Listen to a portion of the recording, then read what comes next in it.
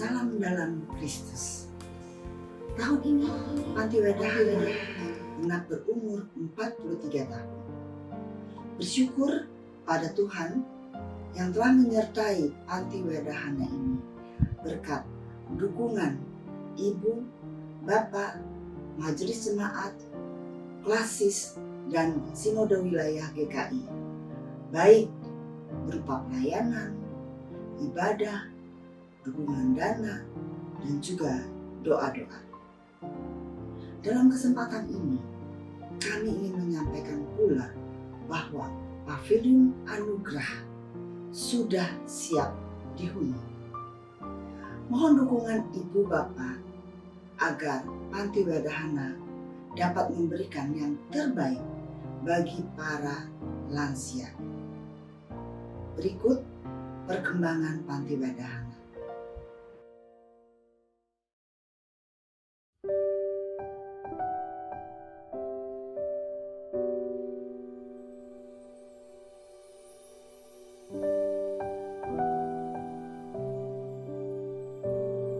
Kami mempunyai beberapa paviliun, antara lain Paviliun Kasih, Paviliun Damai, Geraha, dan Paviliun Anugerah. Kali ini kami membangun Paviliun Anugerah. Paviliun Anugerah kami bangun karena kami mau memberikan image yang berbeda dengan senior living lainnya. Karena Paviliun Anugerah ini adalah konsep apartemen di mana oma opa bisa tinggal dengan nyaman secara jasmani dan rohani, di mana kita menyediakan berbagai fasilitas, antara lain home theater, salon, ruang gym, ruang bermain, dan lain-lain. Hana Senior Living ini agak berbeda dengan senior living yang lain, karena Hana Senior Living ini mengedepankan kesehatan jasmani dan rohani oma opa.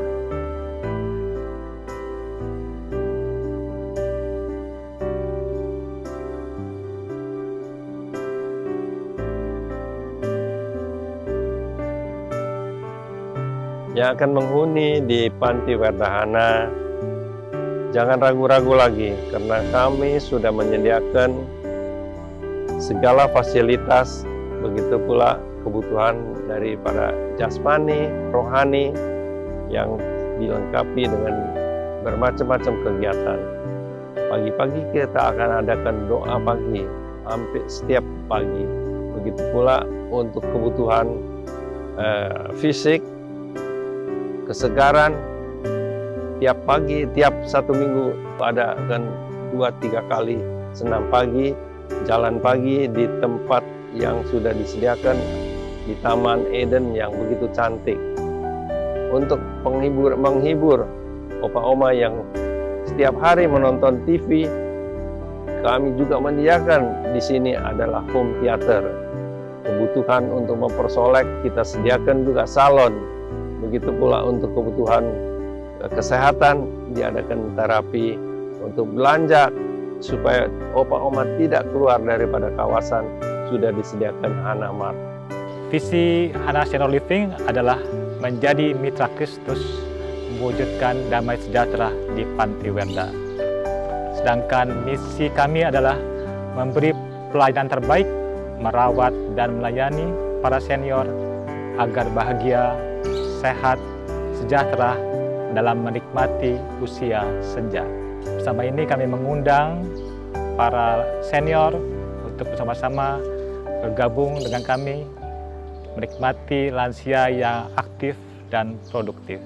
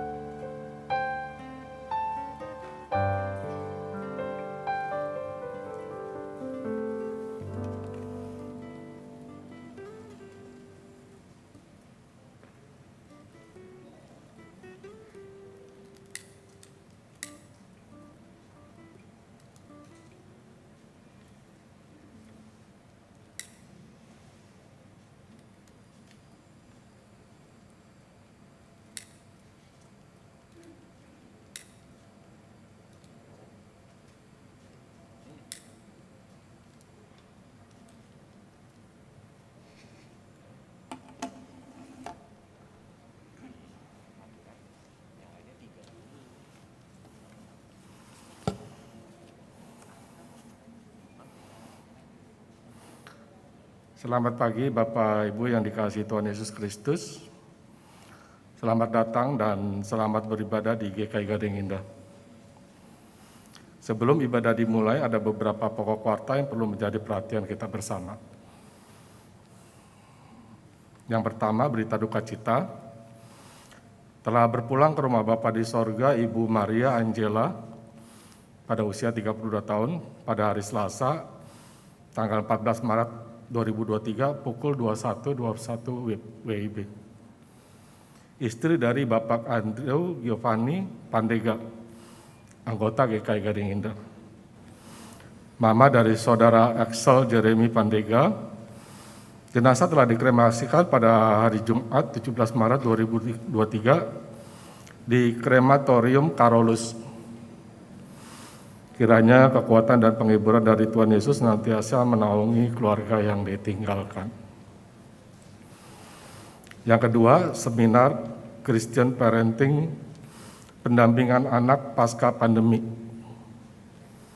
akan diadakan pada hari Sabtu 25 Maret 2023 pukul 10 di GKI Gading Indah lantai 2 dan 3, dipimpin oleh Pendeta Melani Ayub Ekne dari GKI Agus Salim. Bagi orang tua dan anak-anak yang ingin hadir dalam acara ini, dapat mendaftarkan pada link Google Form atau dapat langsung mendaftar ke Penatua Linda Wiharto. HP nomor 0815 1303 7689. Yang ketiga, Persekutuan Gabungan Remaja Pemuda.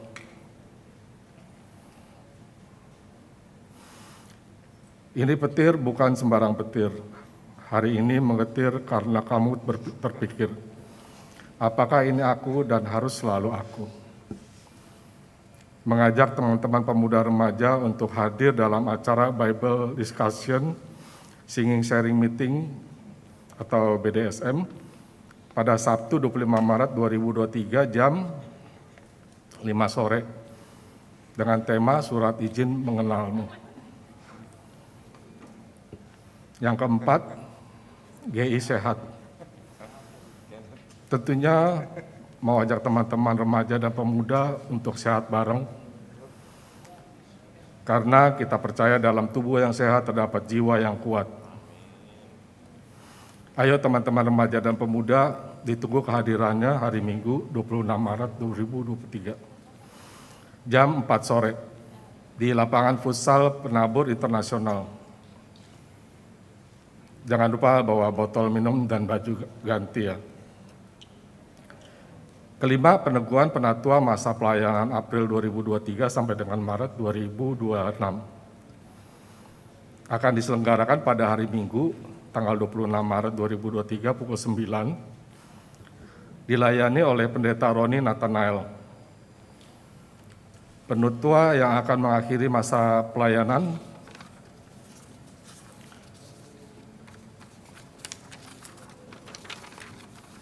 pada bulan Maret 2023 dan penatua yang akan diteguhkan masa pelayanan bulan April 2023 sampai dengan Maret 2026. Selengkapnya dapat dibaca pada Warta Jemaat Online. Yang keenam, amplop persembahan bulanan. Mulai tanggal 2 April 2023, Bapak, Ibu, Saudara, Saudari sudah dapat mengambil kembali amplop persembahan bulanan di tempat amplop yang ada di Gedung Gading Indah dan TKK 6 di Penabur lantai 4. Yang ketujuh, kelas katekisasi akan dimulai tanggal 5 Mei 2023 setiap hari Jumat pukul 19.30 WIB, diadakan secara onsite di GKI Gading Indah. Untuk formulir pendaftaran dapat diambil pada kantor Tata Usaha GKI Gading Indah pada jam kerja. Yang kedelapan, survei pelayanan kebaktian umum GKI Gading Indah. Majelis Jemaat GKI Gading Indah ingin mengajak anggota jemaat dan simpatisan untuk mengambil waktu sejenak dengan mengisi survei pelayanan kebaktian umum dengan men-scan QR Code yang ada di meja penyambutan. Hasil survei ini kiranya dapat menolong kami meningkatkan pelayanan yang lebih baik untuk kedepannya. Untuk itu kami mengucapkan terima kasih. 9, bagi jemaat dan simpatisan yang tidak mendapatkan liturgi cetak, dapat men-scan QR code di depan yang sudah ditempel di depan bangku Bapak Ibu sekalian yang sebelah kanan. Demikian pokok warta hari ini, kebaktian hari ini dengan tema menjadi terang di tengah dunia yang kurang percaya. Akan dipimpin oleh Pendeta Novita Sutanto. Jemaat dipersilakan untuk bersaat teduh sejenak sebelum ibadah dimulai.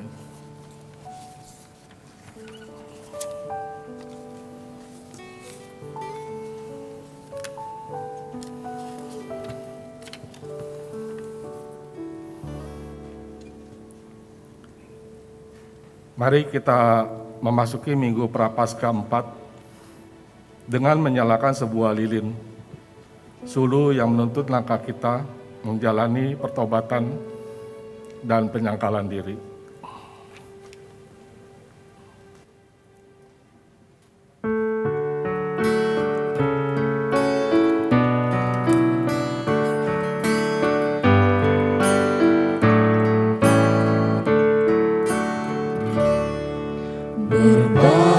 Berbaliklah kepada Tuhan, Dialah pemulih hidupmu. Tuhanmu tentu kan menyambutmu, memelukmu dengan terang. Berbaliklah kepada Tuhan, Dialah pemulih hidupmu. Tuhanmu tentu kan menyambutmu, memelukmu dengan terang.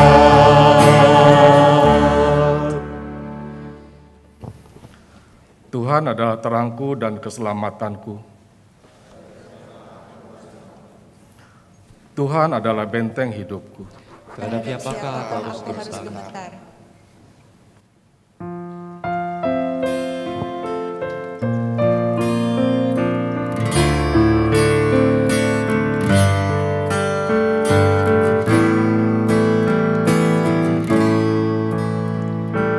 Kaulah ya Tuhan, surya hidupku. Asal Kau ada, yang lain tak perlu. Siang dan malam Engkau ku kenal. Di hadiratmu jiwaku tenang.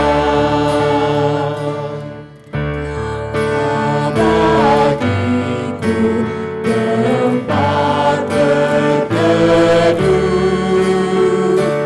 Kaulah perisai dan benteng teguh. Sukacitaku kekal dalam-Mu, kuasa surgawi Engkau kuasaku.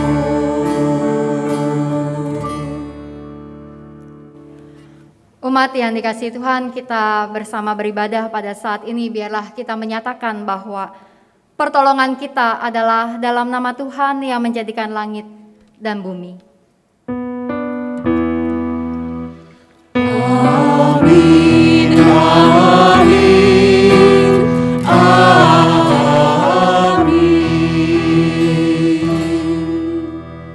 Tuhan beserta saudara-saudari. dan beserta saudara juga.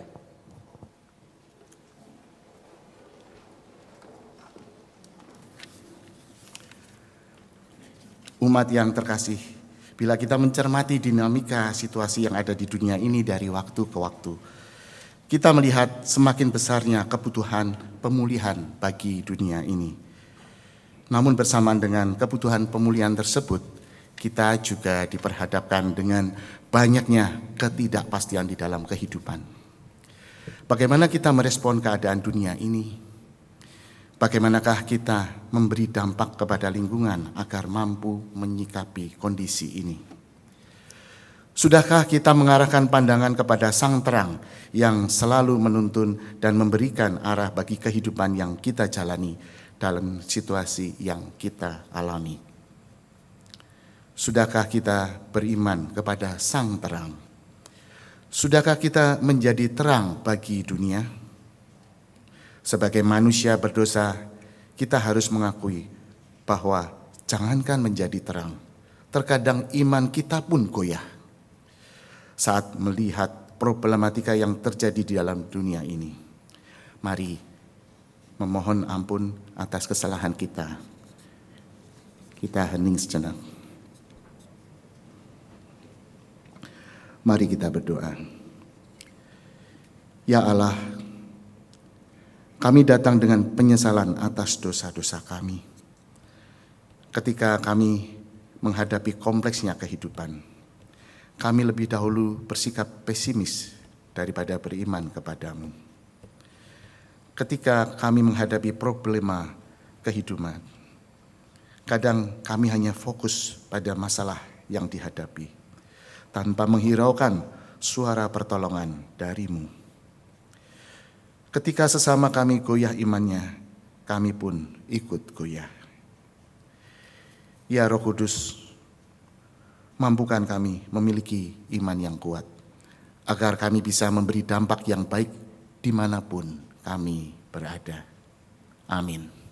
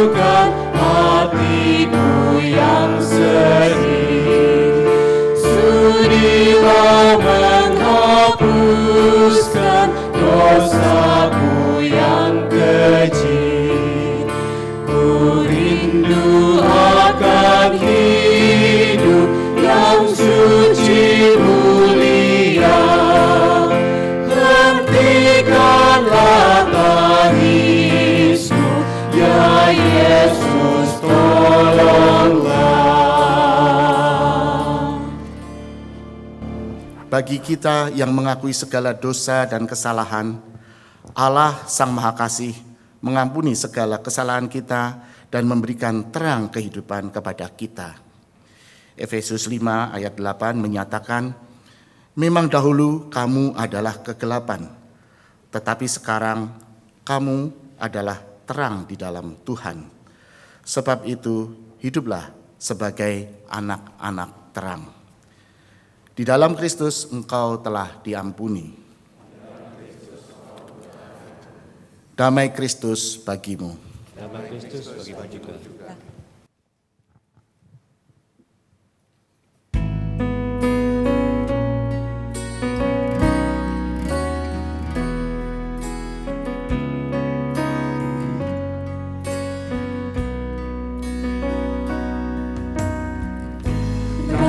Tuhan meraihku dari samudra menderu,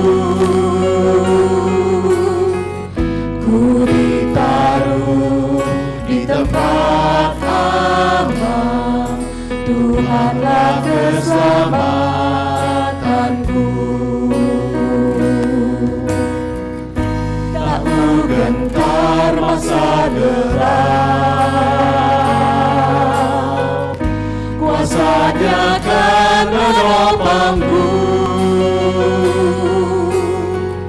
Kan ku lihat datangnya terang, Tuhanlah keselamatanku. Siapakah seperti Yesus yang bangkit jaya atas maut, ku ditebus, dipulihkannya, Tuhanlah keselamatanku. Dialah harapanku yang menggenapi janji-Nya. Kabut sirna berganti cerah, Tuhanlah keselamatanku. Kala meratap menanti di masa duka dan sepi, anugerah-Nya meliputiku, Tuhanlah keselamatanku. Siapakah seperti Yesus yang bangkit jaya atas maut, ku ditebus, dipulihkannya, Tuhanlah keselamatanku. Kelak di akhir hayatku, kubur bukan tujuanku, Dia yang bangkit membangkitkanku, Tuhanlah keselamatanku. Siapakah seperti Yesus yang bangkit jaya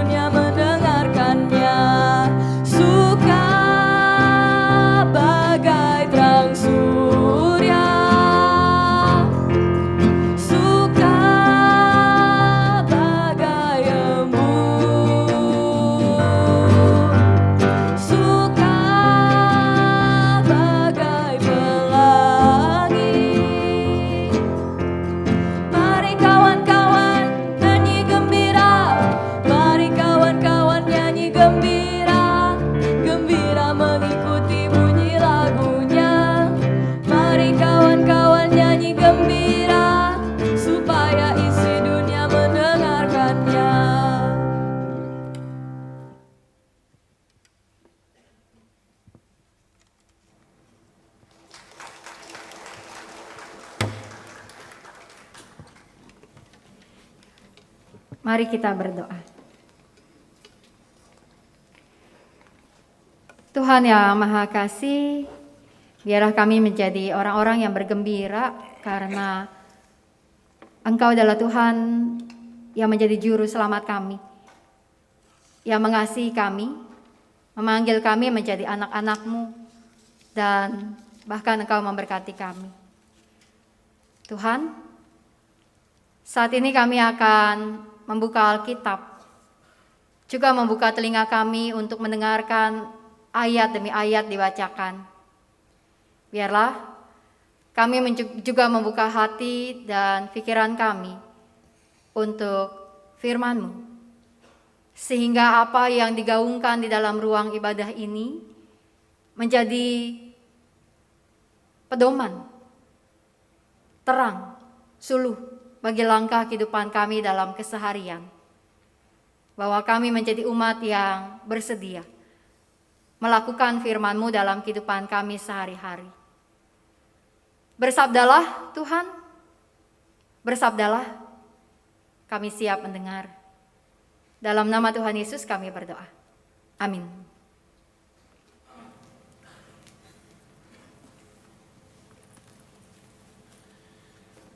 Bacaan pertama dari kitab 1 Samuel 16 ayat 1 sampai 13. 1 Samuel 16 ayat 1 sampai 13. Berfirmanlah Tuhan kepada Samuel, "Berapa lama lagi engkau berduka cita karena Saul? Bukankah ia telah kutolak sebagai raja atas Israel? Isilah tabung tandukmu dengan minyak dan pergilah. Aku mengutus engkau kepada Isai, orang Bethlehem itu, sebab di antara anak-anaknya telah kupilih seorang raja bagiku." Tetapi Samuel berkata, "Bagaimana mungkin aku pergi? Jika Saul mendengarnya, ia akan membunuh aku." Firman Tuhan, "Bawalah seekor lembu muda dan katakan, aku datang untuk mempersembahkan korban kepada Tuhan." Kemudian undanglah Isai ke upacara pengorbanan itu, lalu aku akan memberitahukan kepadamu apa yang harus kau perbuat. Urapilah bagiku orang yang akan kusebut kepadamu." Samuel berbuat seperti yang difirmankan Tuhan, dan tibalah ia di kota Bethlehem.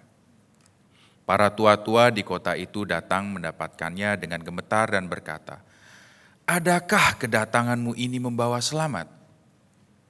Jawabnya, "Ya benar, aku datang untuk mempersembahkan korban kepada Tuhan. Kuduskanlah dirimu dan datanglah dengan daku ke upacara pengorbanan ini." Kemudian ia menguduskan Isai dan anak-anaknya yang laki-laki dan mengundang mereka ke upacara pengorbanan itu. Ketika mereka itu masuk dan Samuel melihat Eliab, lalu pikirnya, "Sungguh di hadapan Tuhan sekarang berdiri yang diurapinya."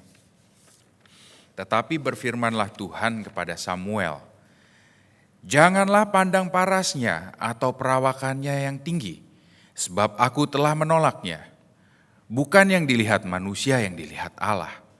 Manusia melihat apa yang di depan mata, tetapi Tuhan melihat hati." Lalu Isai memanggil Abinadab dan menyuruhnya lewat di depan Samuel, tetapi Samuel berkata, "Orang ini pun tidak dipilih Tuhan." Kemudian Isai menyuruh Syama lewat, tetapi Samuel berkata, "Orang ini pun tidak dipilih Tuhan." Demikianlah Isai menyuruh ketujuh anaknya lewat di depan Samuel, tetapi Samuel berkata kepada Isai, "Semuanya ini tidak dipilih Tuhan." Lalu Samuel berkata kepada Isai, "Inikah anakmu semuanya?" Jawabnya, "Masih tinggal yang bungsu, tetapi sedang mengembalakan kambing domba." Kata Samuel kepada Isai, "Suruhlah memanggil dia, sebab kita tidak akan duduk makan sebelum ia datang kemari." Kemudian disuruhnyalah menjemput dia, ia kemerah-merahan, matanya indah dan parasnya elok. Lalu Tuhan berfirman, "Bangkitlah, urapilah dia, sebab inilah dia." Samuel mengambil tabung tanduk yang berisi minyak itu dan mengurapi Daud di tengah-tengah saudaranya. Sejak hari itu dan seterusnya, berkuasalah roh Tuhan atas Daud. Lalu berangkatlah Samuel menuju Roma. Demikianlah sabda Tuhan. Syukur kepada Allah.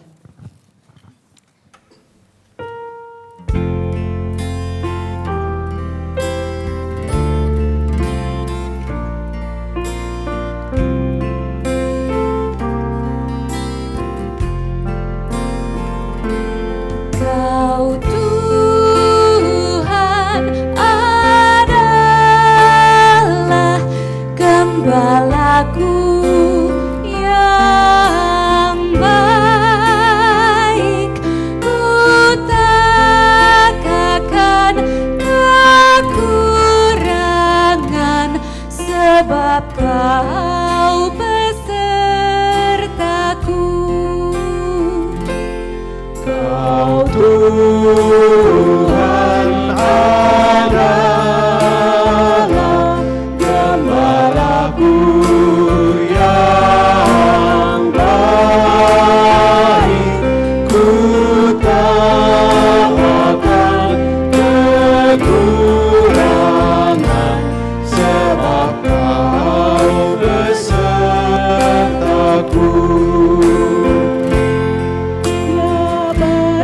Tuhan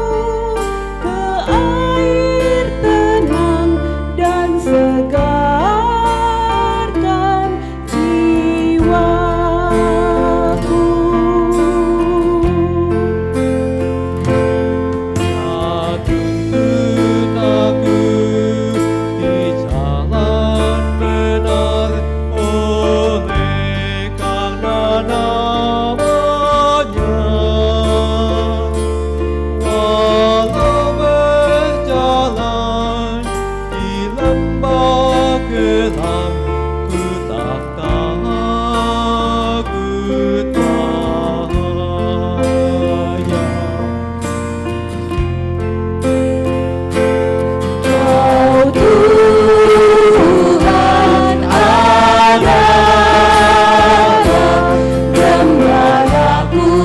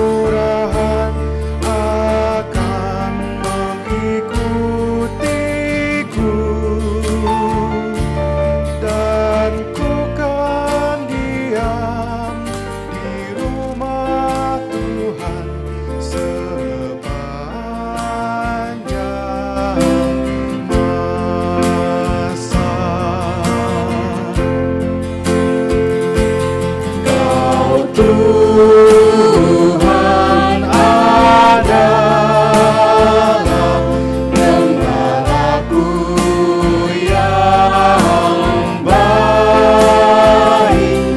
Ku tak akan kekurangan, sebab Kau besertaku.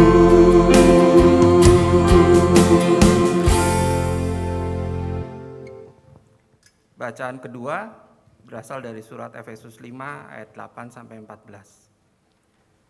Efesus 5 ayat 8 sampai 14. Memang dahulu kamu adalah kegelapan, Tetapi sekarang kamu adalah terang di dalam Tuhan.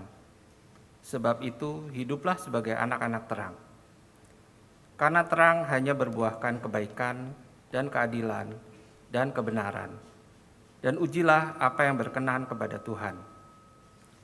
Janganlah turut mengambil bagian dalam perbuatan-perbuatan kegelapan yang tidak berbuahkan apa-apa. Tetapi sebaliknya, telanjangilah perbuatan-perbuatan itu. Sebab menyebutkan saja pun apa yang dibuat oleh mereka di tempat-tempat yang tersembunyi telah memalukan. Tetapi segala sesuatu yang sudah ditelanjangi oleh terang itu menjadi nampak. Sebab semua yang nampak adalah terang. Itulah sebabnya dikatakan, bangunlah, hai kamu yang tidur, dan bangkitlah dari antara orang mati, dan Kristus akan bercahaya atas kamu. Demikianlah sabda Tuhan. Syukur kepada Allah. Injil Tuhan Yesus Kristus menurut pembacaan dari dalam Yohanes pasalnya yang ke-9, ayat 1 sampai ayat 14, dilanjutkan ayat 30 sampai ayatnya yang ke-41. Yohanes pasalnya yang ke-9, ayat 1 sampai 14. Waktu Yesus sedang lewat, ia melihat seorang yang buta sejak lahirnya. Murid-muridnya bertanya kepadanya, Rabi, siapakah yang berbuat dosa? Orang ini sendiri atau orang tuanya sehingga ia dilahirkan buta? Jawab Yesus, bukan dia dan bukan juga orang tuanya, tetapi karena pekerjaan-pekerjaan Allah harus dinyatakan di dalam dia. Kita harus mengerjakan pekerjaan Dia yang mengutus aku selama masih siang. Akan datang malam di mana tidak ada seorang pun yang dapat bekerja. Selama aku di dalam dunia, akulah terang dunia. Setelah ia mengatakan semuanya itu, ia meludah ke tanah dan mengaduk ludahnya itu dengan tanah lalu mengoleskannya pada mata orang buta tadi. Dan berkata kepadanya, pergilah, basuhlah dirimu dalam kolam Siloam. Siloam artinya yang diutus. Maka pergilah orang itu, ia membasuh dirinya lalu kembali dengan matanya sudah melek. Tetapi tetangga-tetangganya dan mereka yang dahulu mengenalnya sebagai pengemis berkata, bukankah dia ini yang selalu mengemis? Ada yang berkata, benar, dialah ini. Ada pula yang berkata, bukan, tetapi ia serupa dengan dia. Orang itu sendiri berkata, benar, akulah itu. Kata mereka kepadanya, bagaimana matamu menjadi melek? Jawabnya, orang yang disebut Yesus itu mengaduk tanah, mengoleskannya pada mataku dan berkata kepadaku, pergilah ke Siloam dan basuhlah dirimu. Lalu aku pergi dan setelah aku membasuh diriku, aku dapat melihat. Lalu mereka berkata kepadanya, di manakah dia? Jawabnya, aku tidak tahu. Lalu mereka membawa orang yang tadinya buta itu kepada orang-orang Farisi. Adapun hari waktu Yesus mengaduk tanah dan memelekkan mata orang itu adalah hari Sabat. Ayat 30 sampai 41. Jawab orang itu kepada mereka, aneh juga bahwa kamu tidak tahu dari mana ia datang, sedangkan ia telah memelekkan mataku. Kita tahu bahwa Allah tidak mendengarkan orang-orang berdosa, melainkan orang-orang yang saleh dan yang melakukan kehendak-Nya. Dari dahulu sampai sekarang tidak pernah terdengar bahwa ada orang yang memelekkan mata orang yang lahir buta. Jikalau orang itu tidak datang dari Allah, ia tidak dapat berbuat apa-apa. Jawab mereka, engkau ini lahir sama sekali dalam dosa dan engkau hendak mengajar kami? Lalu mereka mengusir dia keluar. Yesus mendengar bahwa ia telah diusir keluar oleh mereka, kemudian ia bertemu dengan dia dan berkata, percayakah engkau kepada Anak Manusia? Jawabnya, siapakah dia Tuhan, supaya aku percaya kepadanya? Kata Yesus kepadanya, engkau bukan saja melihat dia, tetapi dia yang sedang berkata-kata dengan engkau, dialah itu. Katanya, aku percaya Tuhan. Lalu ia sujud menyembahnya. Kata Yesus, aku datang ke dalam dunia untuk menghakimi, supaya barang siapa yang tidak melihat dapat melihat, dan supaya barang siapa yang dapat melihat menjadi buta. Kata-kata itu didengar oleh beberapa orang Farisi yang berada di situ dan mereka berkata kepadanya, "Apakah itu berarti bahwa kami juga buta?" Jawab Yesus kepada mereka, "Sekiranya kamu buta, kamu tidak berdosa. Tapi karena kamu berkata kami melihat, maka tetaplah dosamu." Demikianlah bacaan firman Tuhan, berbagilah mereka yang mendengarkan firman Allah dan yang memeliharanya. Hosana. Hosana, Hosana, Hosana.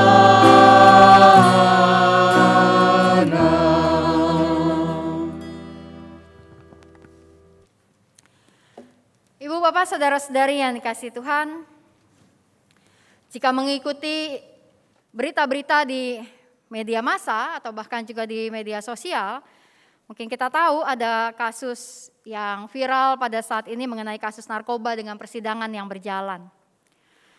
Ibu, Bapak, saudara-saudari, jika ada sebuah kasus yang viral, kadang membuat saya bertanya-tanya, siapakah mereka? Ya, tentu beberapa kasus viral itu Ibu, Bapak, saudara-saudari juga tahu atau jangan-jangan mengikuti begitu ya. Inisialnya misalnya kasus penembakan yang dilakukan oleh kelompok FS. Siapa FS? Tahu ya. Lalu juga ada kasus yang viral yaitu MD, anak RA yang melakukan penganiayaan. Siapa MD? Lalu juga ada kasus viral, kasus narkoba dengan persidangan yang berjalan yaitu kasusnya TM. Siapa ini?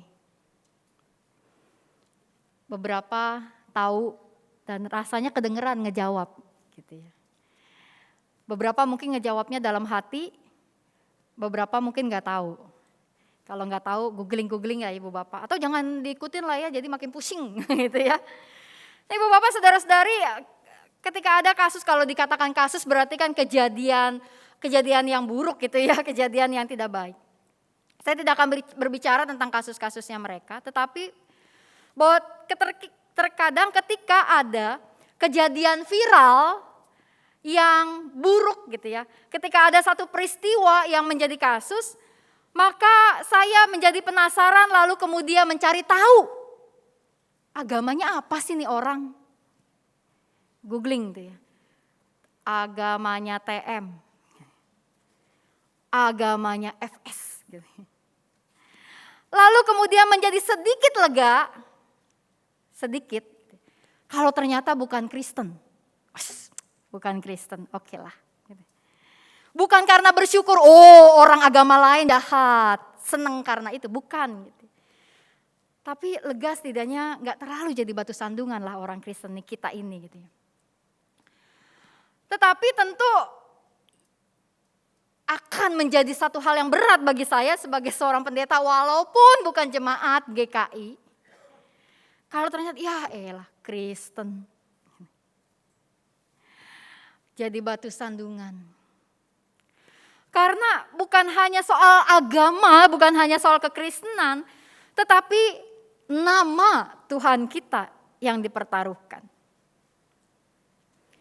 Sejauh ini sih saya belum dengar nih kasus-kasus viral GKI Gading Indah.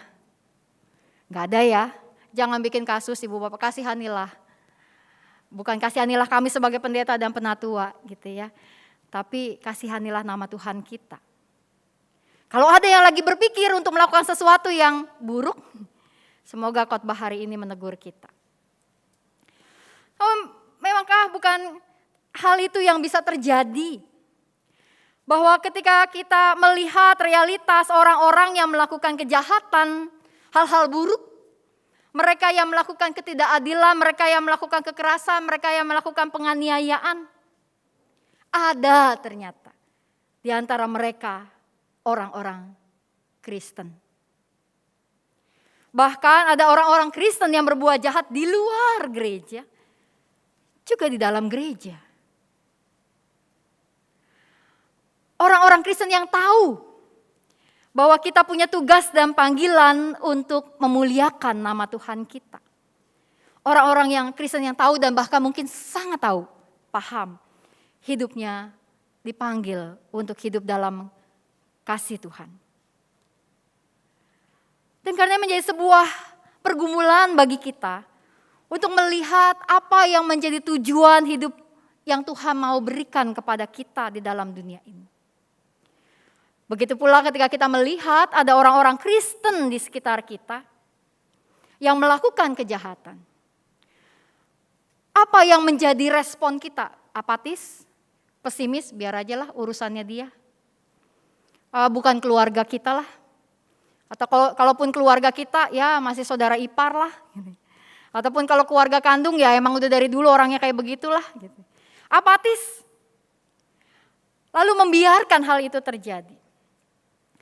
Ibu bapak saudara-saudari, bagi saya bahwa kejahatan di dalam dunia ini semakin banyak bukan karena orang jahatnya yang semakin banyak.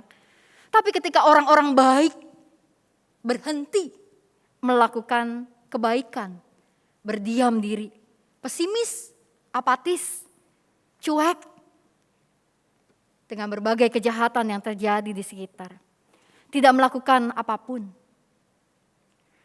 Di dalam sebuah metafor tentang gelap dan terang. Kegelapan itu bagi saya bukan sebuah keberadaan.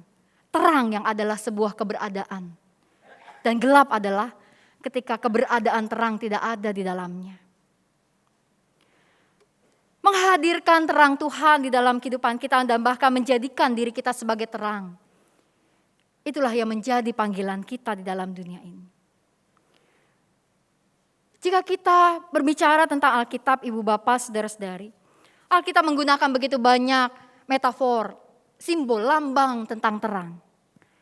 Ibu bapak, saudara-saudari, ingat kisah penciptaan? Dari kitab Kejadian, tentu kitab pertama di dalam Alkitab.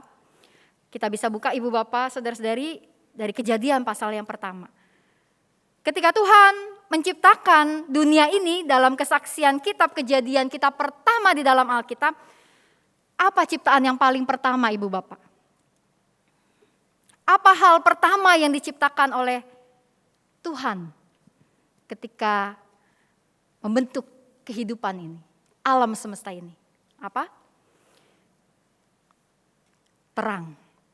Kejadian pasalnya yang pertama mengatakan pada mulanya Allah menciptakan langit dan bumi. Kejadian pasal ayat yang kedua, bumi belum berbentuk dan kosong, gelap gulita menutupi samudra raya dan roh Allah melayang-layang di atas permukaan air.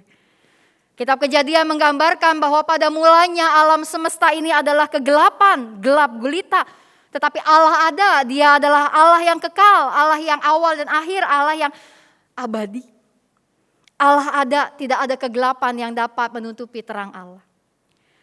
Lalu dalam ayat ketiga, Kejadian 1 mengatakan, berfirmanlah Allah. Apa firmannya?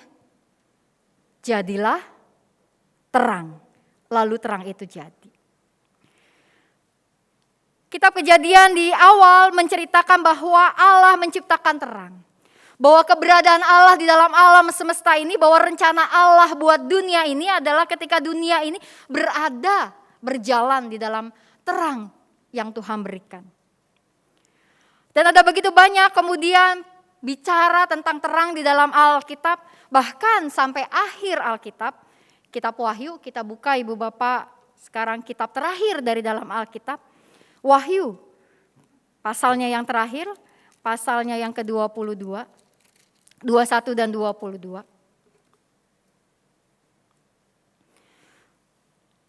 Wahyu sebagai kitab terakhir di dalam Alkitab, pasalnya yang ke-21 dan 22, berbicara dan menggambarkan tentang langit dan bumi yang baru. Ketika apa yang kita huni ini akan selesai dan Tuhan akan menciptakan hal yang baru. Di dalam pasal 22 ayatnya yang kelima, Alkitab mencatat dalam dunia yang baru itu, langit yang baru itu, malam tidak akan ada lagi di sana dan mereka tidak memerlukan cahaya lampu dan cahaya matahari sebab Tuhan Allah akan menerangi mereka. Dan mereka akan memerintah sebagai raja sampai selama-lamanya. Bahwa pada akhirnya ketika kehidupan di alam semesta ini selesai, dan Tuhan menciptakan kehidupan yang baru, itu adalah kehidupan yang dipenuhi oleh terang Tuhan. Dan yang kemudian menjadi pergumulan kita adalah bukan yang awal dan akhir dari dalam Alkitab, tapi bagaimana kita menjalani perjalanan seperti apa yang Alkitab mau sampaikan kepada kita melalui setiap kitab, pasal dan ayat di dalamnya. Ketika gelap dan terang terus mengalami perjuangan. Dan panggilan kita adalah panggilan untuk hidup dalam terang. Bahwa terang itu berkaitan dengan keberadaan Allah. Bahwa terang itu membuat manusia dapat melihat segala sesuatu dengan jelas, tak ada yang tersembunyi. Tak ada yang terlalu gelap bagi Allah, bahkan ruang-ruang tergelap dalam hati dan pikiran kita. Allah ada di sana membawa terangnya. Bahwa terang itu berkaitan dengan kehidupan yang baik, suci, mulia. Kehidupan yang penuh dengan keselamatan. Di dalam pembacaan Alkitab kita dalam Yohanes pasalnya yang ke-9, Tuhan Yesus mengatakan, selama aku di dalam dunia, akulah terang dunia.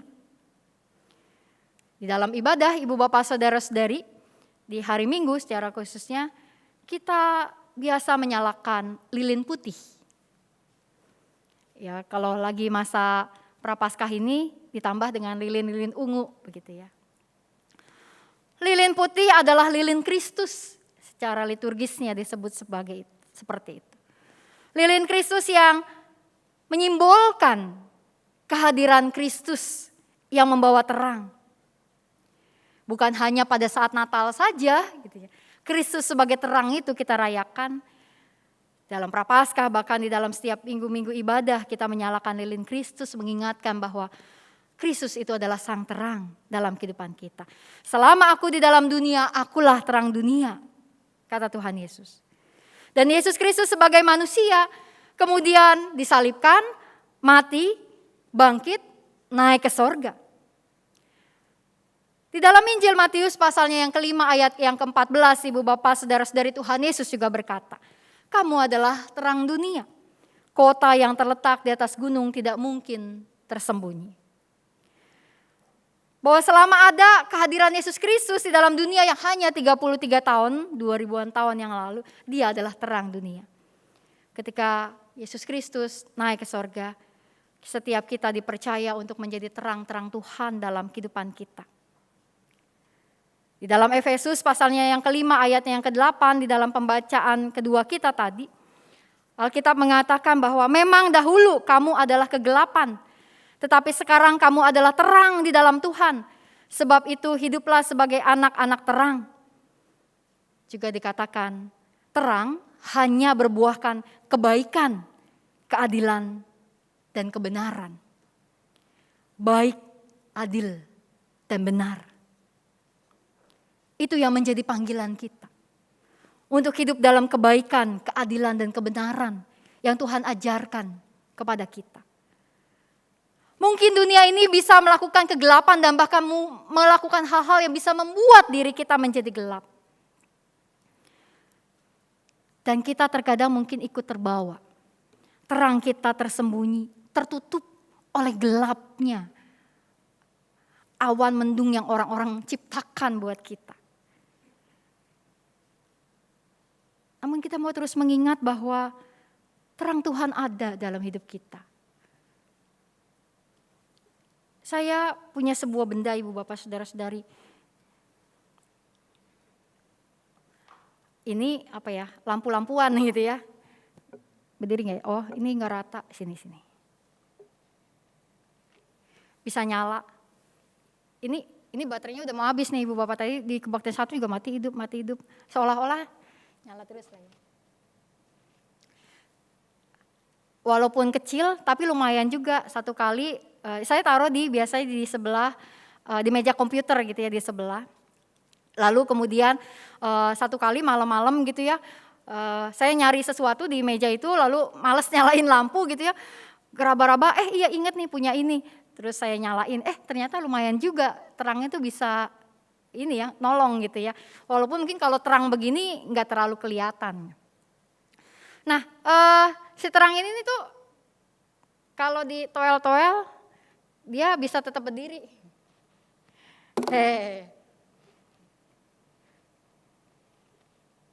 Ya tetap bisa berdiri Ibu Bapak. Jadi kalau saya lagi iseng-iseng karena ditaruh di meja komputer gitu ya, lagi nyari-nyari ide, saya toel-toel gitu ya, main-main. Tapi Ibu Bapak saudara-saudari, ya benda ini menjadi satu pengingat begitu ya. Bahwa ketika kita menjadi terang di dalam kehidupan kita, mungkin kadang ada hal yang bisa membuat terang kita itu mati. Ya kalau ini sih dia mati hidup karena baterainya gitu ya. Dan mungkin ada hal-hal yang bisa membuat terang kita itu terjatuh gitu ya.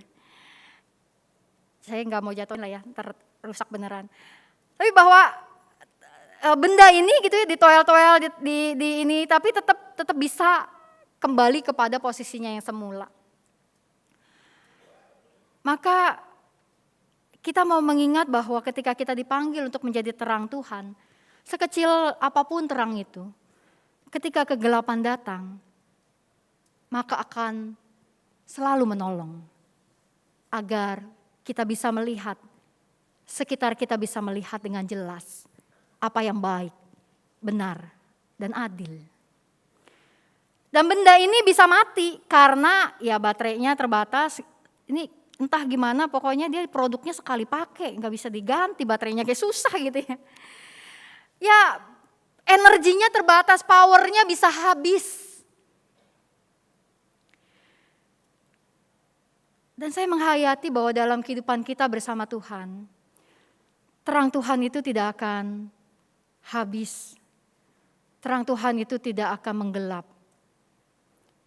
Dan ketika kita membuka diri kita kepada terang Tuhan, membiarkan pikiran dan hati kita bukan ditutupi oleh gelapnya dendam kita, bukan oleh kemarahan kita, bukan oleh ego kita, bukan tertutup oleh keangkuhan kita. Namun kita membiarkan hati dan pikiran kita terbuka dan berkas cahaya Tuhan masuk ke dalam pikiran dan hati kita. Kita akan menemukan jalan pulang kembali kepada Tuhan untuk melakukan apa yang baik, benar dan adil. Dan bahkan terang itu kemudian dapat menolong orang-orang lain juga menemukan kebaikan. Saya hendak menutup khotbah ini dengan sebuah penggalan puisi. Puisi doa dari Fransiskus Assisi. Mungkin puisi ini sudah pernah, doa ini sudah pernah kita dengar. Namun baik, dalam Minggu Prapaskah ini kita kembali menghayatinya. Tuhan, jadikanlah aku alat damai-Mu. Di mana ada kebencian, di situ aku membawa cinta. Di mana ada dosa, di situ aku membawa pengampunan. Di mana ada perselisihan, di situ aku membawa persatuan. Di mana ada kesalahan, di situ aku membawa kebenaran. Di mana ada keraguan, di situ aku membawa iman. Di mana ada keputusasaan, di situ aku membawa harapan. Di mana ada kegelapan, di situ aku membawa terang. Orang buta dalam pembacaan Injil Yohanes dicelikan matanya. Ia tidak lagi berada dalam kegelapan, ia bisa melihat.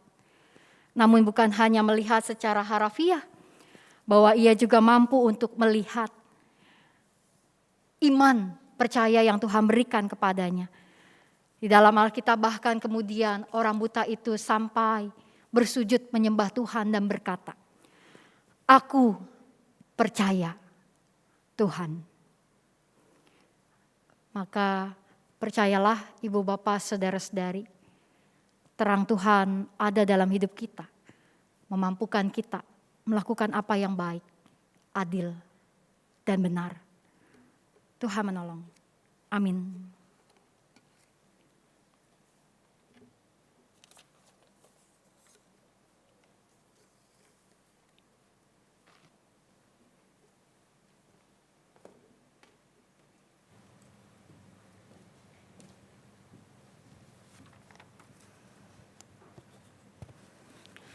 Shalom, selamat pagi Bapak Ibu Saudara terkasih.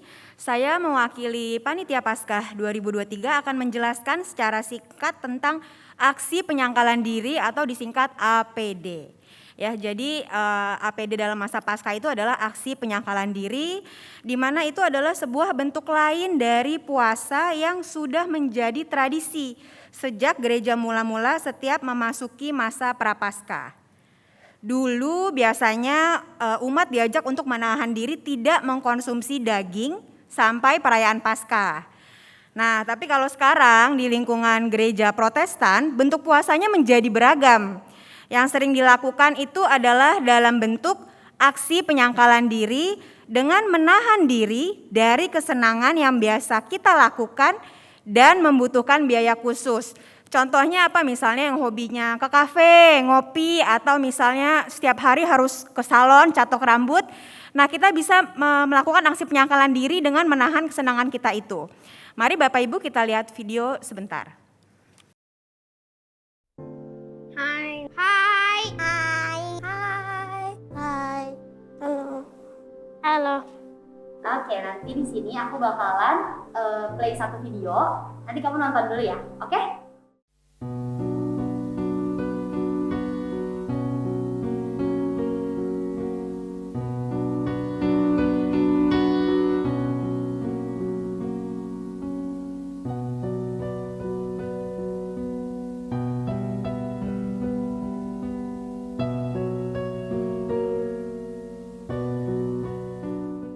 Sekarang aku ada beberapa pertanyaan. Menurut kamu orang yang lagi di dalam video lagi ngapain sih?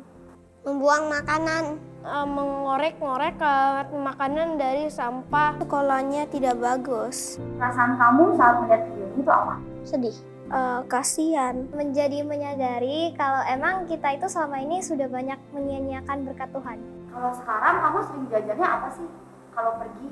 Biasa aku sering belinya coklat, es krim, anggur, sama juga strawberry, apel, sama pear. Kamu mau gak sih menyisihkan sebagian uang jajan kamu yang buat beli minuman ke mereka? Iya.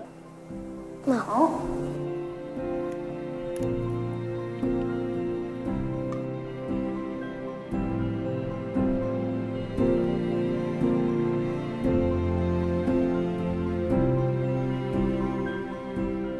Dalam 6 minggu Prapaskah ini, kami mengajak jemaat untuk melakukan aksi penyangkalan diri.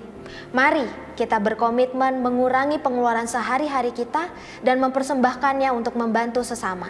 Dana persembahan yang terkumpul dalam aksi penyangkalan diri ini akan disalurkan kepada SD Kristen Kasimpar dan SD Kristen Purbo, Pekalongan, Jawa Tengah, untuk memenuhi kebutuhan sekolah para murid, perlengkapan kelas, dan tunjangan kesejahteraan 5 guru SDK Purbo.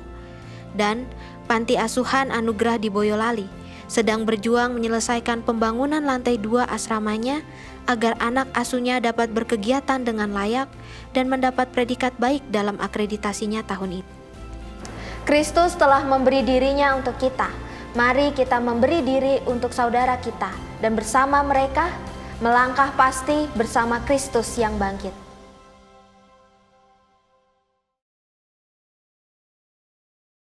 Jadi yang tadinya hobi coklat, dia menahan diri untuk nggak makan coklat, nggak makan es krim. Nah, Bapak Ibu Saudara sekalian dapat memilih bentuk penyangkalan dirinya masing-masing. Jadi nanti dananya dapat dikumpulkan sebagai bentuk aksi penyangkalan diri melalui 2 cara. Yang pertama dimasukkan ke dalam amplop yang berwarna ungu ini yang ada tulisan APD. Jadi amplop Paskah aksi penyangkalan diri yang bisa dimasukkan dalam kotak persembahan setiap hari Minggu. Atau juga ditransfer ke rekening BCA 0948488488 atas nama GKI Jabar GKI Ganing Indah, dan jangan lupa 3 angka di belakangnya diganti dengan 002. Ya, mari kita bersama-sama belajar menyangkal diri sebagai bentuk latihan spiritual, dan sekaligus seperti khotbah tadi, kita juga kiranya bisa menjadi terang dan berbagi berkat bagi sesama kita yang membutuhkan. Terima kasih, Tuhan Yesus memberkati.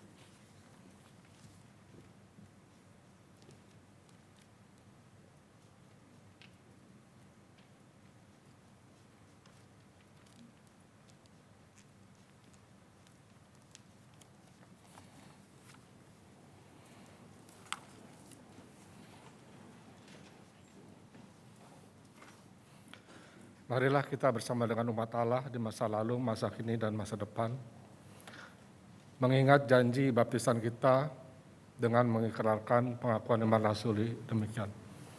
Aku percaya kepada Allah, Bapa yang Maha Kuasa, Khalik langit dan bumi, dan pada Yesus Kristus, Anak yang tunggal Tuhan kita, yang dikandung dari Roh Kudus, lahir dari darah Maria, yang menderita sengsara di bawah pemerintahan Pontius Pilatus, disalibkan, mati dan dikuburkan, turun ke dalam kerajaan maut. Pada hari yang ketiga, bangkit pula dari antara orang mati, naik ke surga, duduk sebelah kanan Allah, Bapa yang Maha Kuasa.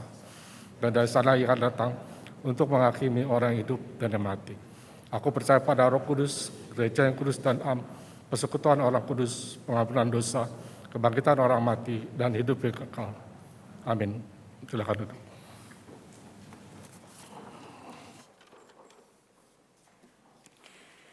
Kita menaikkan doa syafaat yang nanti diakhiri dengan menyanyikan doa Bapa kami bersama-sama.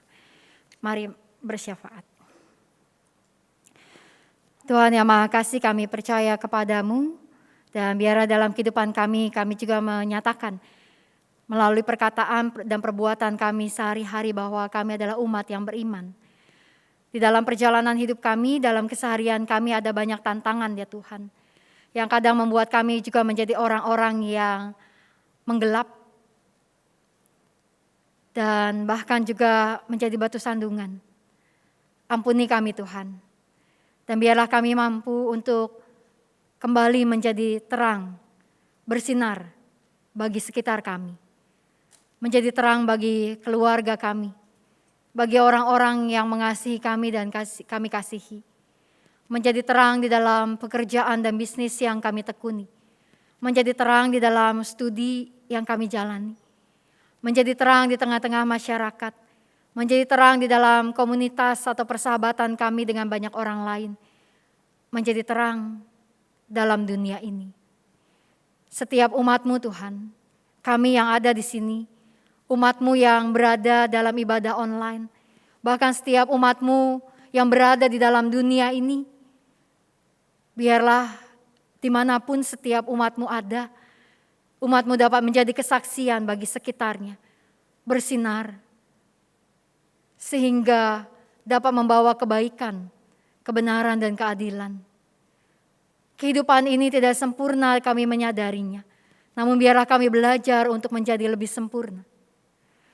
Kami berdoa ya Tuhan untuk gereja-Mu yang berada dalam pergumulan-pergumulan menghadapi berbagai tantangan di dalam dunia ini. Biarlah gereja-Mu dapat menjalankan setiap tantangan itu dengan mengingat tujuan Engkau menciptakan setiap gereja-Mu. Kami berdoa ya Tuhan untuk GKI Gading Indah di dalam rencana peneguhan penatua pada hari Minggu yang akan datang. Biarlah kiranya Engkau persiapkan setiap mereka yang akan berkomitmen. Kami berdoa untuk panitia Paskah di dalam berbagai kegiatan yang dijalankan, juga khususnya persiapan untuk Jumat Agung dan Paskah nanti. Kami berdoa juga ya Tuhan untuk hari ulang tahun Panti Werda Kristen Hana. Di dalam perjalanan pelayanan mereka, maka biarlah mereka menjadi berkat bagi opa oma dan bahkan bagi setiap keluarga mereka. Kami berdoa ya Tuhan juga untuk mereka yang mengalami pergumulan dalam kedukaan, untuk keluarga dari mendiang Ibu Maria Angela, untuk Andrew dan Axel dan bahkan seluruh keluarga besar, kekuatan dan penghiburan Tuhan terus ada bersama mereka. Kami berdoa untuk mereka yang sedang sakit dan bergumul dengan proses pengobatan, untuk kemoterapi Ibu Kesia Nathanael, untuk pemulihan operasi Ibu Dewi Kumalasari, juga untuk pemulihan Ibu Linawati Setiadi dan Ibu Hiani setelah mereka jatuh dan mengalami retak pada tangan mereka. Tuhan yang Maha Kasih, jamahan-Mu ada memulihkan dan menyembuhkan. Kami berdoa juga untuk bangsa dan negara kami, biarlah Indonesia dapat menjadi lebih baik dari waktu ke waktu. Berkatilah setiap para pengabdi negeri ini, para aparatur pemerintahan, aparat keamanan, aparat hukum, di dalam setiap tugas dan tanggung jawab yang mereka miliki, para wakil-wakil rakyat, bahkan setiap para pemimpin dari pusat sampai daerah-daerah, dan bahkan setiap kami sebagai warga. Mampukan kami untuk membuat Indonesia dan Jakarta, bahkan sekitar kami menjadi lebih baik. Kami berdoa untuk perdamaian dunia ini biar dapat semakin dinyatakan. Kami berdoa juga untuk mereka yang mengalami musibah dan bencana di berbagai tempat. Jamahan-Mu ya Tuhan ada bersama mereka. Kami membawa doa-doa ini ya Tuhan ke hadapan hadirat-Mu. Kami percaya bahwa Engkau mendengar setiap doa yang kami naikkan. Dan biarlah kiranya doa ini juga kami sempurnakan melalui doa Bapa kami yang kami nyanyikan bersama-sama. Bapa kami yang ada di sorga, dikuduskanlah nama-Mu, datanglah kerajaan-Mu, jadilah kehendak-Mu di bumi seperti di sorga. Beri kami hari ini makanan yang secukupnya. Ampuni salah kami seperti kami ampuni yang bersalah pada kami. Jangan bawa kami dalam pencobaan, melainkan lepaskan kami dari yang jahat. Sebab Kaulah yang punya kerajaan dan kuasa dan kemuliaan sampai selama-lamanya. Amin. Amin.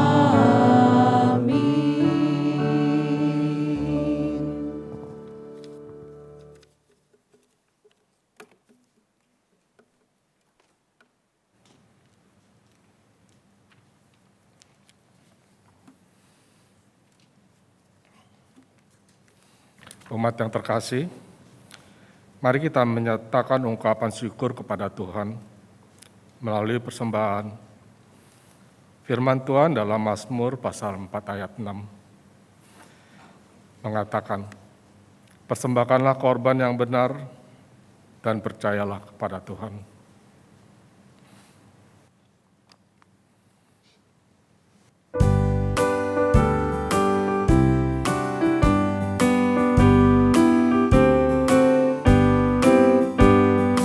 Hidup kita yang benar haruslah mengucap syukur, dalam Kristus bergema, janganlah terkejut.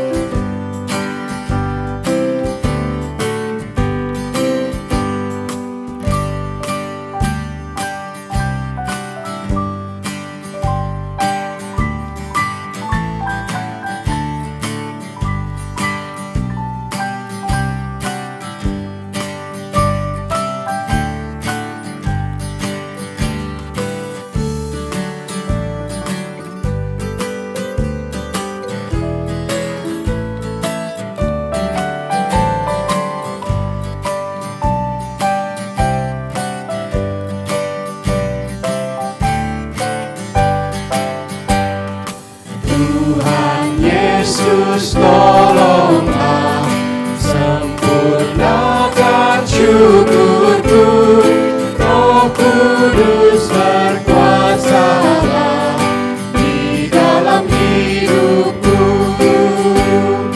Dalam susah pun senang, dalam segala hal aku bermazmur dan ucap syukur, itu kehendaknya. Mari kita berdoa. Ya Tuhan, inilah persembahan kami. Layakanlah persembahan kami dan pakailah persembahan ini seturut dengan kehendak-Mu, sehingga menjadi terang bagi dunia. Di dalam nama Tuhan Yesus kami berdoa. Amin.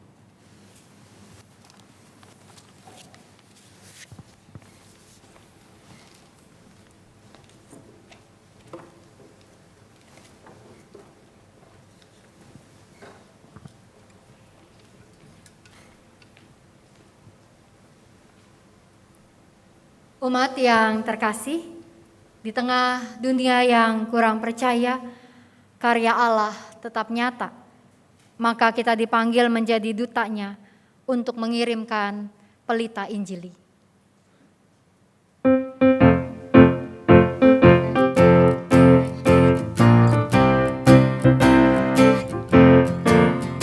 Berkumandang suara dari seberang, kirimlah cahayamu. Banyak jiwa dalam dosa mengerang, kirimlah cahayamu. Kirimlah pelita Injili menyentak yang terlelap. Kirimlah pelita Injili menyentak yang terlelap.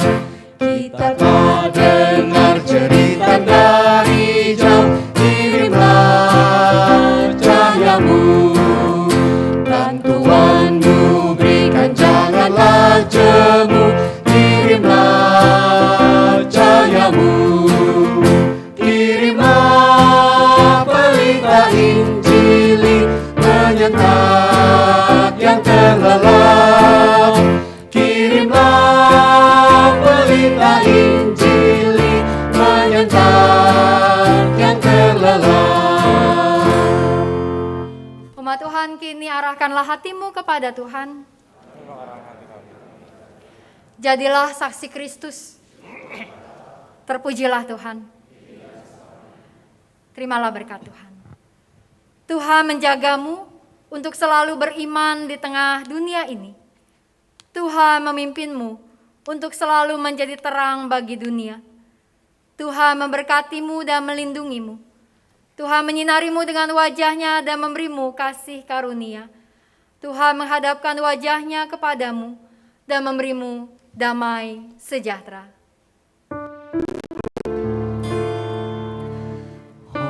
Hosana, Hosana, Hosana,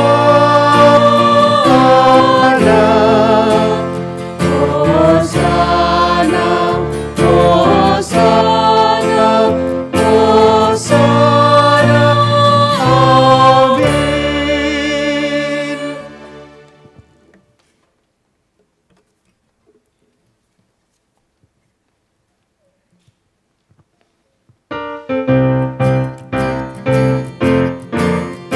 Jangan kita tinggal diam mendengar, kirimlah cahayamu. Injil Tuhan haruslah kita sebar, kirimlah